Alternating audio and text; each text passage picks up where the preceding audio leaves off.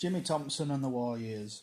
Raisbeck remained at the Shay until his successor was found, overseeing the signings of halfbacks John Malloy, George Brown and outside left Jimmy Murphy. Players, it was hoped, would help offset the departing Frank Betterich, Bert Cook, Jack Coode and Frank Tunstall, who all left to take over as player manager at Boston United. On the 15th of June 1936, the board appointed as Halifax Town's new secretary-manager the former Coventry City and Bury fullback Jimmy Thomson, who upon his arrival said, "I am sure that given a fair chance and a fair share of good fortune, they would soon be able to see Halifax Town up to its correct position in the football world as one of the leading Yorkshire clubs." In readiness for his first season in charge, he also signed up the veteran halfback Albert Watson, winger Ralph Evans, as well as forward Gladney Robinson and goalkeeper Tom Collier, after both had impressed in pre-season trial matches. Town made an encouraging start, and with Valentine in free-scoring form, they moved to within 1 point of Chester at the top. But this was not form that they could maintain, and by mid-October they were well off the pace. Missing the influential Barkas for 2 months with appendicitis, Town suffered some embarrassing losses, not least the 6-0 drubbing at Rotherham United, where a local pressman went on record as saying, "I don't see how, with all the goodwill in the world, it is possible to make out a case for Halifax at all. I've never seen a more one-sided match." And a week later, Town slipped out of the FA Cup at the hands of Darlington. The side was ever-changing as Thomson introduced halfback Wyn Thomas and winger Ted Widowfield. But it was the eagerly awaited return of Barkas which perhaps inspired Town when they defeated leaders Chester 3 days after playing a 1-1 draw at Sealand Road. Clem Smith grabbed the game's only goal in what was regarded as Town's best victory of the season, shading even the 6-1 demolition of Carlisle in the very next match. The victory over Carlisle was one of several high-scoring matches involving the Shaymen. 7 days later they went down 5-3 at York City, and then there was the amazing Good Friday victory by the same score at Rochdale, played in wintry conditions, where Ernest Budgie Hoyland, recently signed from the Rawmarsh Furbeck club, grabbed 2 goals within the first 9 minutes to open his account. Fullback Harold Jackson was another player who came into the side, making his debut in Town's surprise victory over promotion-chasing Hull on the 6th of February. Following the sudden departure of left-back Alf Pope to Hearts 3 days earlier, yet the victory, however commendable, was only the forerunner to a 5-match winless streak, ended ironically by the high-scoring affair at Rochdale. Top scorer Valentine failed to get his name on the score sheet at Scotland, but he quickly put things right the very next day, scoring Town's goals in the 4-1 victory over Rotherham. The Shaymen went on to complete a happy Easter programme by doing the double over Rochdale, and by losing just 2 of their last 10 matches, and they climbed from 13th to finish 7th. Valentine ended with 27 league goals to his name, but that did not stop manager Thomson putting him back on the transfer list and selling him to Stockport for just £250. But that wasn't the only shock. Keen to stamp his authority at the club, he also saw fit to terminate the employment of trainer Maurice Wellock and replace him with Harold Taylor. Valentine's initial replacement came in the form of the expensive Les Copeland from Chelsea, and he, along with Cliff Burks, Hugh Campbell and Steve Griffiths, made his debut against Alec Raisbeck's Chester, for whom Clem Smith featured in the forward line. The game ended 1-1, but the point from that game was the only one Town gained from their opening 6 matches of the 1937-38 campaign, and a 3-2 home defeat by Rochdale in the last of those saw them sitting bottom of the table. Keeper Tom Collier, who had come into the side after Owen had suffered a back injury, was on the losing side in each of his first 3 games. But with Owen restored, Town recorded their first victory at the 7th attempt over Hull City. Thomson endeavoured to blood new players, and the likes of Adam Dawson, Andy Pritchard, Gordon Rose and Harry Scott all made their debuts during the first half of the season. Another player, Horace Green, was also handed his first team start in a West Riding Senior Cup tie against a strong Second Division Leeds United side at Elland Road, and he would hold down a regular place in the side that season. Town climbed the table but bowed out of the FA Cup in the first round, having seemingly done the hard work when gaining a draw at York City, Reg Baines running through to score the game's only goal for the Minster men in the Shea replay. Perhaps the most memorable match of the season came at Accrington Stanley on the 15th of January. In treacherous conditions, the home side ran up a 3-goal lead before Widowfield pulled a goal back 5 minutes from the interval.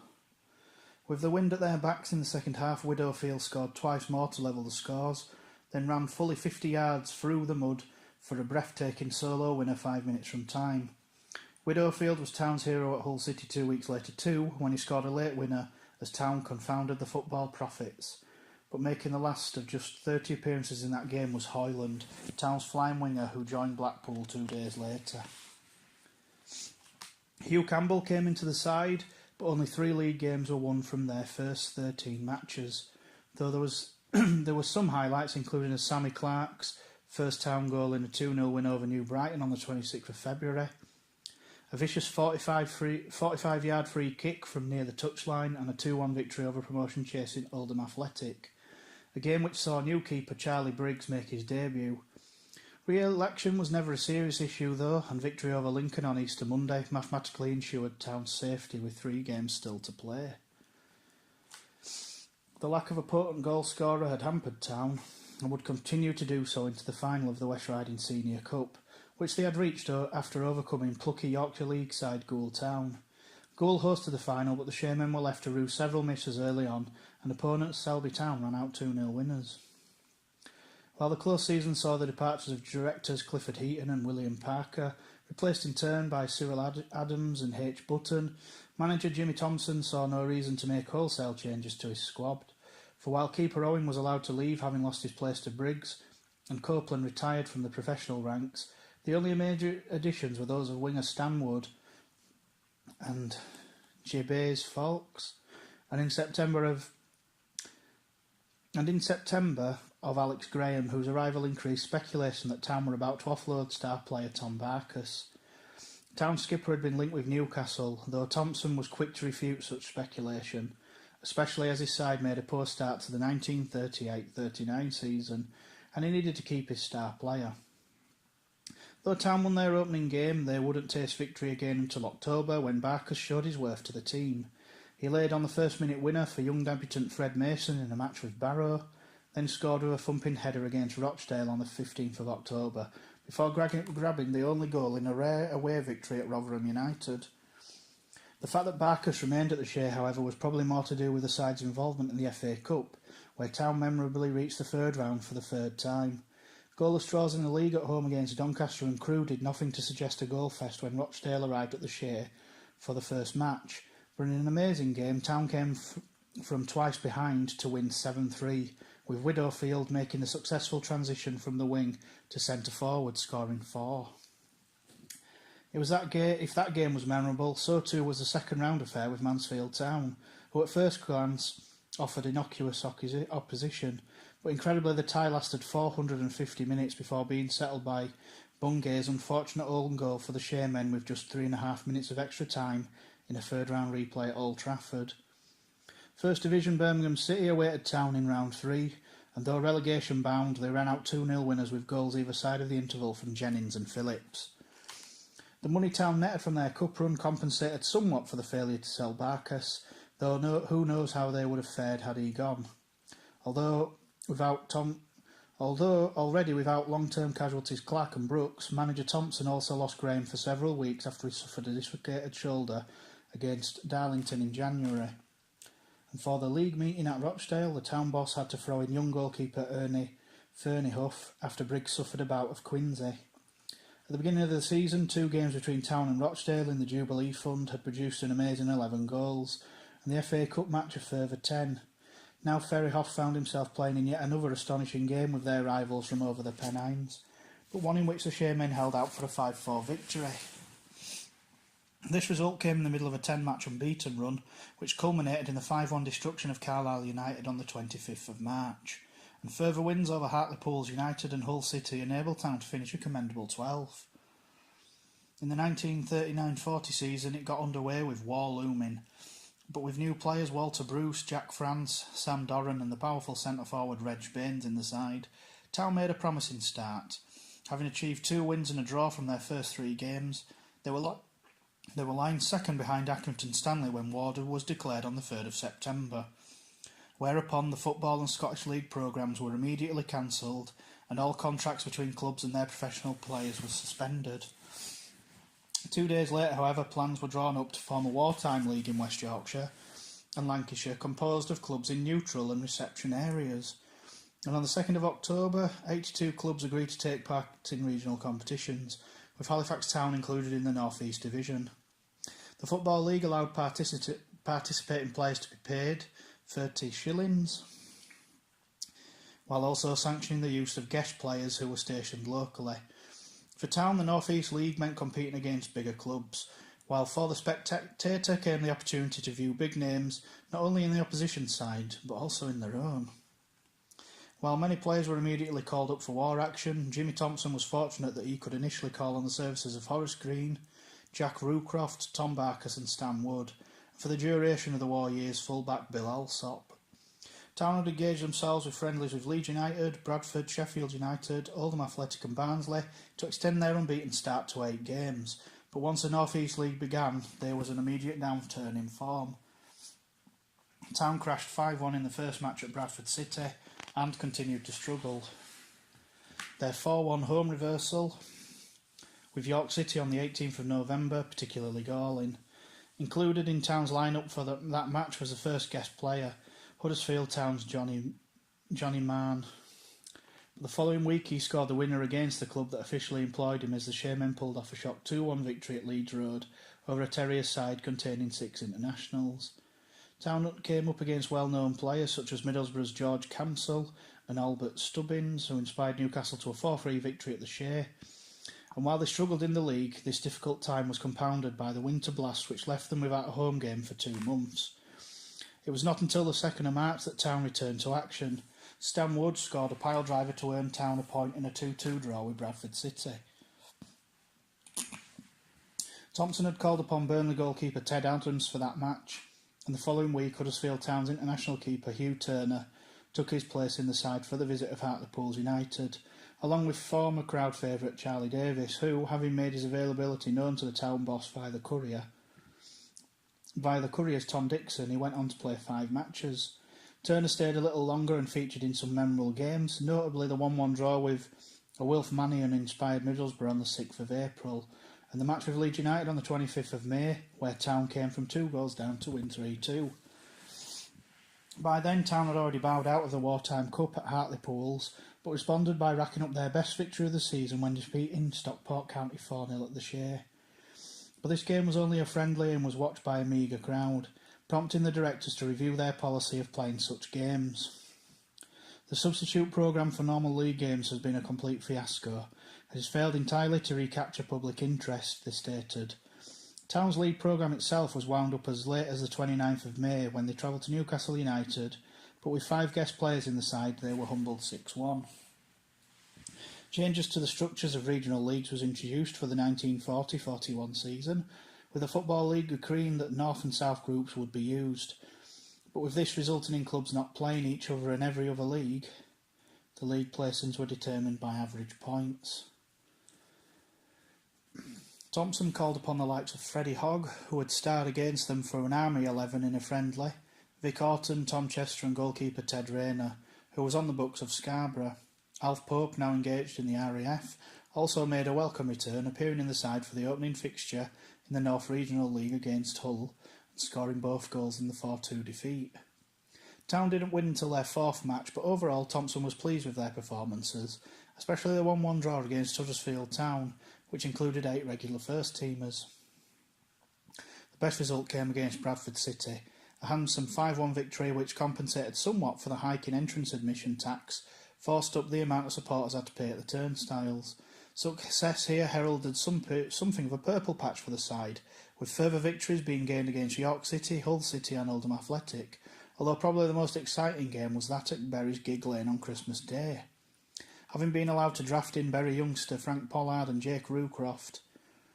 After Jake Rucroft had missed his train connection, the Shaymen played out a 5-5 draw after going 3 goals up within 15 minutes, the first and so far last time that Town had played in such a high-scoring draw since 1922. Among the best matches during the second half of the campaign were the derbies with Huddersfield and the West Riding Senior Cup. Town lost the first leg 2-1 at the Shea, but reversed the scoreline at Leeds Road the following week in a game which went to extra time. Thomson won the toss for choice of grounds for the third match, but his side failed to take advantage, and it was the Terriers who ran out 4-1 winners. Nevertheless, Widowfield's goal in that match meant he had scored for the 7th successive game, a record that would never be broken by any town player.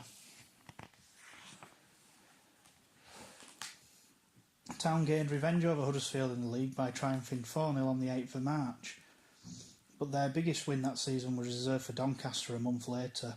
With Barkas at his best, the Shaymen took a 2-goal lead before running in a further 6 goals to break to win 8-1. But Widowfield and Wardle netted hat-tricks while Wood and Hogg chipped in with a goal apiece. Town only lost one of their last 10 league matches. They slipped up at Burnley and ended the campaign with a 4-2 home victory over Middlesbrough, and there was little doubt in that having so many regular players available to them had contributed to a fine season where the side finished 7th of 36 teams. Despite Town's standing in the league, Chairman Charles Mattock was not guaranteeing the immediate future of the club. Addressing the members at the club's AGM on the 25th of July 1941, he said, "We have come through very well indeed under the adverse conditions. The future, however, is in the lap of the gods, and of course, everything depends upon the war situation." Halifax Town went into the new campaign without the services of Ted Widowfield, by now stationed in Scotland, and would soon lose those of Tom Barkas. They also found themselves playing under a newly organised setup of 2 separate leagues, run over each halves of the season. Town kicked off their 1941-42 campaign with a 1-1 draw against Burnley, a match which saw the last appearance for some time of Barkas, who joined up with the RAF. But his departure was offset by the arrival of Coventry City inside left Bobby Davidson and Sam Hanna, an England international shortstop baseball player. Davidson played a major role in Town's defeat of Rochdale in his first game, but that would be their last victory for 8 matches. Still, the supporters were treated to some eventful games, not least the encounter with Preston, for whom future England star Tom Finney shone on the wing. While Andy McLaughlin scored the game's only goal for the visitors, there were misfortunes for his Scottish teammates Jim Dougal and Bill Shankly. Dougal put wide a penalty while half-right Shankly ended up outside left, having sustained a knee injury. Though he was not the only player on the receiving end, Town's keeper George Greaves broke a bone in his right hand, and Harold Jackson replaced him in goal after half-time. Thomson recruited Bradford keeper Jim Nichols, but he conceded 15 goals in his first 2 matches, including a 9-1 mauling at Blackpool. England international winger Stanley Matthews gave Bill Alsop a real chasing, and his appearance at the Shea 7 days later helped swell the gate to over 6,000. Northern Ireland international forward Pete Doherty, Manchester City's recent record signing, played in the 2-2 draw at the Shea while guesting for Grimsby in a War Cup tournament where league points were also on offer. And though Town crashed out of the competition at Barnsley, they fared better in the Combination Counties Cup, going on to reach the final, but not before playing out one of the most unusual matches after being paired with Huddersfield in the knockout stages. Having drawn 1-1 at Leeds Road, the aggregate scores were level, and in the return leg at the Shea, but long before FIFA sanctioned the golden goal in the mid-90s, Town progressed only after 2 hours and 16 minutes of football when Jeff Kershaw grabbed a sudden death winner. Town also needed extra time to see off Chesterfield to reach the 2-legged final, where they faced York City, but the Minstermen won their home leg 2-0 and ran up 3 goals in the first half at the Shea to leave Town with a mountain to climb. But to their credit, Thomson's side gave their all and came really close, rallying to lead 4-3, but finding a 5th goal a bridge was too far. During the season, the supporters had rallied to the club's appeal for coupons to secure outfits for the players, and Jimmy Thomson was in the happy position of having sufficient to buy 2 complete new strips. He was also pleased that the most of the regular players were still available to him for the 1942-43 season, with only Johnny Wardle having moved out of the area. Having a settled side paid dividends, and Town more than held their own through the first competition. Their success built on impressive home form, with Bobby Davidson, Bradford's Tom McGarry and Alan Niblo, a Scottish amateur, boosted the side. They may have struggled on their travels, but defeat at the Shea was not experienced until the 14th of November, though this came at the hands of lowly Doncaster Rovers, whom they had beaten at Bellevue the week before. Helping Rovers to a 2-1 victory at the Shea was Rob Wilson, on the books of Airdrie, but the following week he turned out and scored for Town in a 2-1 win over Huddersfield Town in a heated affair. Halifax Town's best win during the first competition was the 5-1 success over Leeds United on the 12th of December, but they completed their fixtures with draws home and away with Burnley. They then immediately began their series of matches in the War Cup against Bradford City, a match ultimately abandoned due to bad light after 67 minutes, with the scores level at 1-1, but a result was allowed to stand. Town qualified for the knockout stages and played 2 entertaining games with Chesterfield, only to rue missed chances in the first leg at the Shay and take a 2-1 slender advantage to Saltergate. A week later, Bicknell's 75th minute goal took the game into extra time, where, in a scenario resembling the Huddersfield Town game the previous season, the tie was settled by Hooker in the 111th minute. There was no drama in the Combination Counties Cup, where Halifax Town bowed out to Huddersfield. Having won the home leg by a single goal, the Terriers went on to win at the Shay 2-0, despite Halifax's hopes being raised by the return of Widowfield. The Shaymen finished a lowly 35th from 54 competing teams, but despite this, the board of directors looked back on the previous season with a degree of satisfaction, having kept expenditure down to the minimum and with the support on the increase.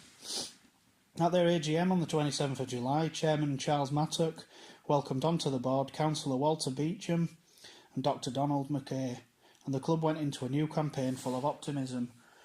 But though early season results were not so good, the side did end the season on a high by lifting off silverware in April.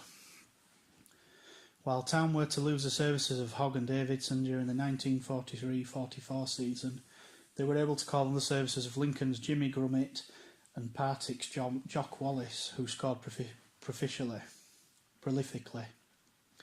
Other players to feature included goalkeeper Jack Bell, Henry Toppin and Bill Jones, while fleeting first-team run-outs were given to 16-year-old Sorby Bridge youth Trevor Hitchin and Halifax-born Jack Barrett for the Christmas Day trip to Burnley, which concluded the first championship fixtures. 2 days later, Halifax Town took on Manchester United in the group stages of the Football League War Cup, but with United's Old Trafford ground out of action following its bombing after a German raid in March 1941, the match was staged at neighbouring Main Road. Nevertheless, Town found United in irresistible mood, and in front of 15,000 spectators, Stan Pearson notched a hat-trick in a 6-2 win. But the following week, in what was United's first appearance at the Shay, many people felt they were lucky to skate with a 1-1 draw after Town had dominated for long periods. Town's failure to qualify for the knockout stages of the War Cup owed much to the loss of several key players, but they enjoyed success in the Combined Counties Cup, qualifying for the knockout phase by disposing of Bradford City and Huddersfield Town, before putting out York City and Leeds United in the knockouts to reach the two-legged final with Huddersfield. So let me just try and read this correctly. Apparently they knocked out Huddersfield Town, but then got them in the final. I don't know. Qualified for the knockout phase by disposing of Bradford City and Huddersfield Town before putting out York and Leeds in the knockouts to reach the two-legged final with Huddersfield. Anyway, the Shaymen, which now included in their ranks keeper George Reimer and halfback Richard Wolfenden, both of Barnsley, and skipper Tom Barkers, who had returned to the club at the beginning of March, went on to lift the cup, but did so the hard way, pulling off an impressive 4-1 victory in the first leg at Leeds Road and just doing enough in the return at the Shay. With the match tied at 2-2 with 8 minutes remaining, Huddersfield rallied to score twice through Bert Price, leaving Halifax Town hanging on nervously for the final whistle. With no sign to the end of the war, football carried on in the same regional basis throughout the 44-45 season, though, curiously, Halifax and Hull were the only Yorkshire sides in their North Section group.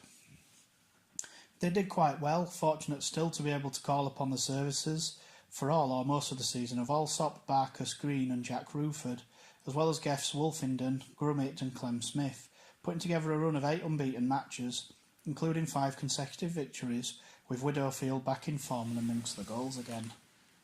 Town's best performance, however, came in the War Cup. They disposed of Huddersfield after holding out for a goalless draw at Leeds Road, before running amok at the Shay and bringing an end to the Terriers' 13-match unbeaten run. Widowfield netted a hat-trick in the 4-2 victory, and for the Shay's supporters there was even more in store. On the 6th of January, Manchester City arrived in town and were denied victory by Wood's 78th minute equaliser, but at Main Road a week later it was the Shaymen who turned the tables. Trailing 2-0 after 47 minutes, they hit back through Eric Worthington and Flatley before Widowfield rounded off a real team move to grab the winner. Town went on to qualify for the knockout stages thanks to a 1-0 victory over Manchester United, courtesy of a goal by Rotherham's Wally Ardren, but exited the competition at the hands of Chesterfield, but not before a pulsating encounter at Saltergate. Having drawn 1-1 at the Shea, the second leg at Saltergate went into extra time of 2 10-minute halves, but in the atrocious conditions, skipper Barkas lost the toss for choice of ends and was forced to play into the drawing wind and rain in the first period. Town fell behind to Davies's goal 4 minutes in, and 3 minutes later Milburn's penalty effectively killed off the tie. 2 days later, Town went down 4-1 at Crewe, but this defeat was merely the prelude to the worst defeat of the season when they were humiliated 7-0 by Sheffield Wednesday at Hillsborough.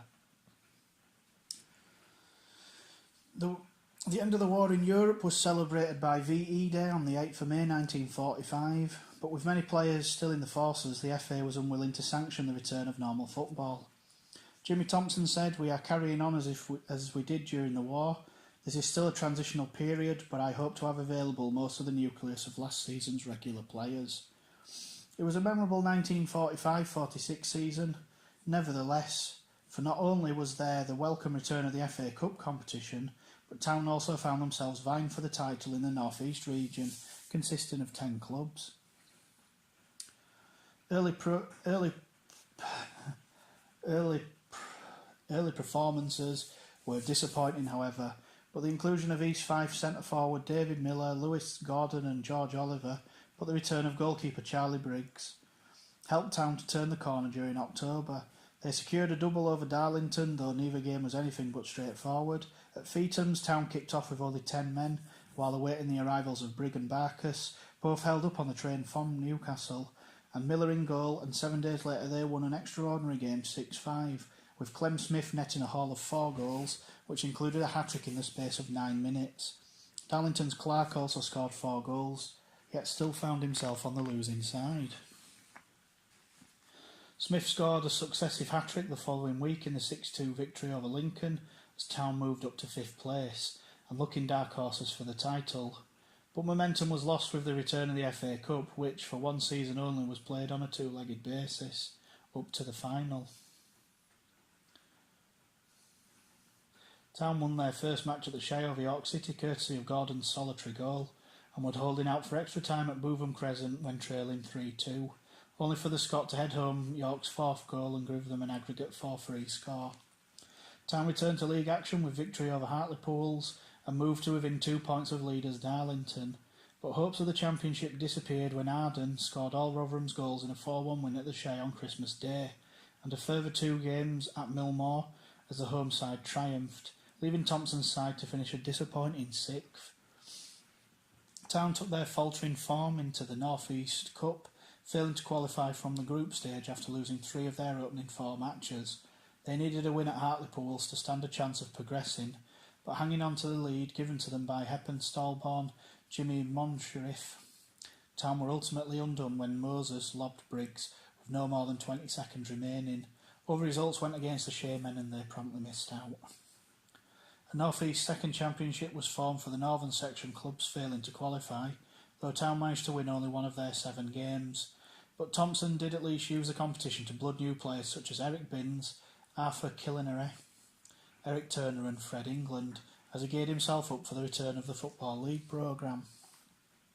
Jimmy Thompson's task of putting together a strong squad for the forthcoming return to league football was made harder when Barker selected to join Rochdale and Widowfield and Briggs also moved on. But he could still draw on useful players such as Rayner, Reg Elvey, Green, Allsop, France, Rucroft, Jackson and Jack Moorfield. He also signed up the Scottish pair of Pat Quinn and Sammy Waters, as well as former Sunderland amateur Dave Mycroft, who had been playing locally in the Halifax District Wartime League. Thomson was optimistic of Town's chances, but his hopes sadly were never realised.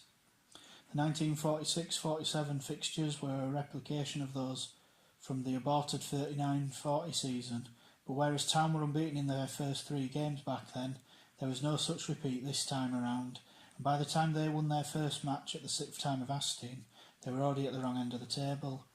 Sensing trouble, the board stated that they were looking for new players of the right standard to help improve things, and in came Ken Drake and the experienced Des Collins, but there was little improvement. At the turn of the year, Town's position was a desperate one, lying next to bottom. At least the FA Cup brought some brief respite from league worries, and the side moved into the second round after overcoming a gutsy Barrow side at the Shay replay, which went into extra time.